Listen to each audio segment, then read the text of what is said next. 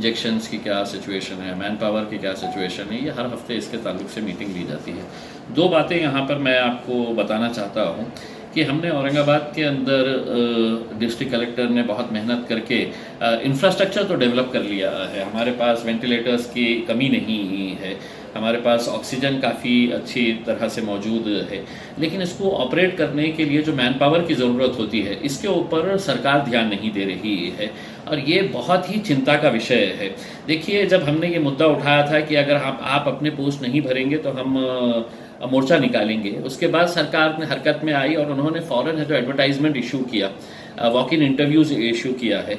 अब वो जो इंटरव्यू का जो एड पेपर के अंदर दिया गया है उसको रिस्पांस ही नहीं मिल रहा है। क्यों नहीं मिल रहा है? क्योंकि ये गवर्नमेंट इसके बारे में सीरियस ही नहीं है, वो चाहती ही नहीं है कि कोई मैन पावर लेकर के, क्योंकि एडवर्टाइजमेंट के अंदर ये दिया गया है कि हम डॉक्टर को 1.25 लाख रुपये देंगे करके, जबकि प्राइवेट हॉस्पिटल के अंदर वही डॉक्टर्स को 3 लाख, 4 लाख, 5 लाख रुपए का पैकेज मिल रहा है। और घाटी अस्पताल कह रहा है उसी एडवर्टाइजमेंट के अंदर उन्होंने ये लिखा है कि हम आपको टेम्पररी 3 महीने के लिए रखेंगे। यानी कि जो डॉक्टर कहीं काम कर रहा है या नौकरी करना चाहता है वो आपके पास क्यों आएगा काम करने के लिए, अगर आप बोलेंगे कि 3 महीने के लिए हम आपके पास काम करेंगे और 3 महीने के आप बाद बोलेंगे कि चले जाओ करके, यानी कि अपना रिस्क डाल रहा है, अपना पूरी मतलब एक डिफिकल्ट सिचुएशन के अंदर, कोरोना के पीरियड के अंदर वो काम करेंगे और उसके बाद आप बोलेंगे कि थैंक यू नो मेंशन, अब आप चले जाइए करके। तो गवर्नमेंट इस मामले में सीरियस नहीं है और ये बहुत ही चिंता का विषय है। कोई भी इसके बारे में बात करने के लिए तैयार नहीं है। सिर्फ मंत्रियों की तरफ से बयानबाजी आती है कि हम भरने वाले हैं, पोस्ट भरने वाले हैं।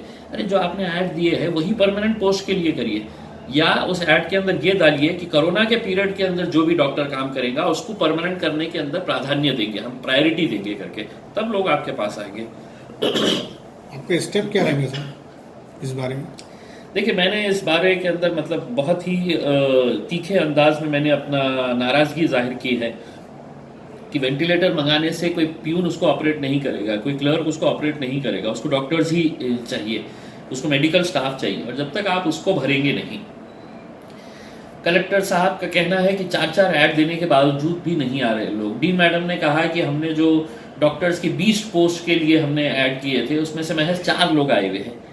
यानी कि आप सोचिएगा कि क्यों नहीं आ रहे हैं। कौन बेवकूफ़ आदमी रहेगा जो 3 महीने के लिए आपके पास आएगा, आप कहेंगे कि नहीं ये सबसे खतरनाक पीरियड है कोरोना का, तुम काम करो, 3 महीने के बाद हम तुमको भेज देंगे, कोई दूसरे डॉक्टर को लेंगे। तो ये जो है, ये मतलब गवर्नमेंट किस तरह से खिलवाड़ कर रही है उसका एक नमूना है। दूसरी बात यह है कि पिछले मीटिंग के अंदर मैंने, जब विभागीय आयुक्त साहब भी थे उस मीटिंग के अंदर, सुनील केंद्रेकर साहब, मैंने प्रशासन से एक सवाल किया था कि महात्मा ज्योतिबा फुले स्कीम जो है 2020 के अंदर गवर्नमेंट ने ये नोटिफिकेशन जारी किया कि अब हम कोविड को भी है तो इस स्कीम के अंदर ला रहे हैं, यानी कि कोविड के पूरे मरीजों को अब ये इंश्योरेंस का फायदा मिलेगा। हमने उनसे कहा कि कितने मरीजों को इसका फायदा मिला, इसका आंकड़ा बताइएगा, ये स्कीम अभी चल रही है क्या, ये बताइएगा। तो किसी को कोई जानकारी नहीं है। मैंने ये प्रश्न आज दोबारा प्रस्तुत किया, दोबारा पूछा कि मुझे ये बताइएगा कि MJPJY के अंदर पिछले 1 साल के अंदर नहीं तो पिछले 3 महीने के अंदर कितने पेशेंट्स को है तो इसका फायदा मिला है। गवर्नमेंट वहां से ऐलान कर देती है कि हमने इंश्योरेंस करे हैं, महात्मा ज्योतिबा फुले के अंदर कोरोना को भी ऐड कर दिए है, लेकिन मैं आपको चैलेंज कर रहा हूं कि कोई पेशेंट को इसका फायदा नहीं दिया जा रहा है, क्योंकि उन्होंने एक तरफ नोटिफिकेशन निकाला है कि हम कोविड को MJPJY के अंदर ऐड कर रहे हैं, दूसरी तरफ उन्होंने एक दूसरा नोटिफिकेशन निकाला और ये कहा कि जो मरने के ऊपर आ जाएगा, जो सिर्फ वेंटिलेटर के ऊपर आ जाएगा और कम से कम उसका 14 दिन का स्टे रहना हॉस्पिटल के अंदर वेंटिलेटर के ऊपर, तो ही है तो उसका फायदा मिलेगा।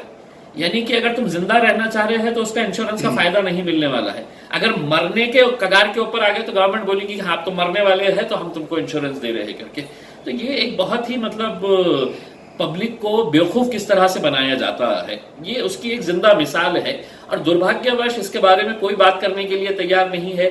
आज भी हमें यही बताया गया मीटिंग के अंदर कि हम इसकी जानकारी लेकर बताएंगे। क्या जानकारी लेंगे आप? अगर आपको मालूम ही नहीं है कि मतलब MJPJY की स्कीम चल रही है क्या, इतने हजारों नहीं लाखों की तादाद के अंदर रोज केसेस आ रहे हैं और उसका इंश्योरेंस अगर आप नहीं करवा रहे हैं, 80% हॉस्पिटल जो है हमारे कोविड के अंदर काम कर रहे हैं, उनको इंश्योरेंस ना देते हुए आप कहेंगे नहीं हम तो 900 बीमारियों को है तो इस इंश्योरेंस के अंदर, 900 बीमारी को छोड़ दीजिएगा आप, अभी फिलहाल कोविड के अंदर लोग परेशान हैं, उनको किस तरह से इंश्योरेंस की मदद मिल सकती है इसके बारे में बताइएगा। ये जो स्कीम है इसका जो फायदा नहीं हो रहा है अवाम को, तो इसकी आप मुखालिफत करेंगे? नहीं, ऑलरेडी हमने कर चुके हैं। अब हम क्या करना, जाके सर फोड़ना किसी मंत्री का? उनको सड़क के ऊपर पकड़ के है तो उनको गाड़ी के नीचे से खींचना हमने। पब्लिक को समझ में नहीं आता है क्या कि आज इतने परेशान है, इतने हैरान है, जो लोक प्रतिनिधि है, जो आमदार है, उन लोगों की जिम्मेदारी नहीं है क्या कि सरकार के पास जाके बैठे और उनसे पूछे करके कि ये राज्य सरकार की ये स्कीम है, ये राज्य सरकार की स्कीम के अंदर है तो किसी भी गरीब को या किसी को भी इसका फायदा नहीं मिल रहा है। प्रशासन को नहीं पता है क्या? लेकिन सबको पता रहने के बावजूद भी सब अनजान बैठे हुए हैं और सिर्फ एक महज है तो आपको एक झूठा आश्वासन दिया जा रहा है कि नहीं साहब ये मामला जो है, ये मामले के अंदर अभी हमने ऐलान तो कर दिए है। कौन पूछता है उनसे कि कितने लोगों को फायदा हुआ? मैं तो आंकड़े पूछा हूं ना, बताओ, अगर आपको चैलेंज कर रहा हूं मैं, आंकड़े बताइएगा कि कितने लोगों को इसका फायदा हुआ है करके। आपके पास आंकड़े है ही नहीं। इसीलिए पिछले हफ्ते भी मुझे बताया गया कि हम जानकारी लेकर बताएंगे और इस हफ्ते भी मुझे यही मीटिंग के अंदर बताया गया कि हम जानकारी लेकर आपको ये बताएंगे करके। तो हमारा यही कहना है, ये दो बहुत ही अहम मुद्दे हैं जिसके बारे में सरकार ने बहुत गंभीरता से विचार करने की, सोचने की जरूरत है, अगर सही मानों में हम जो परेशान हाल लोग हैं उनकी मदद करना चाहते हैं।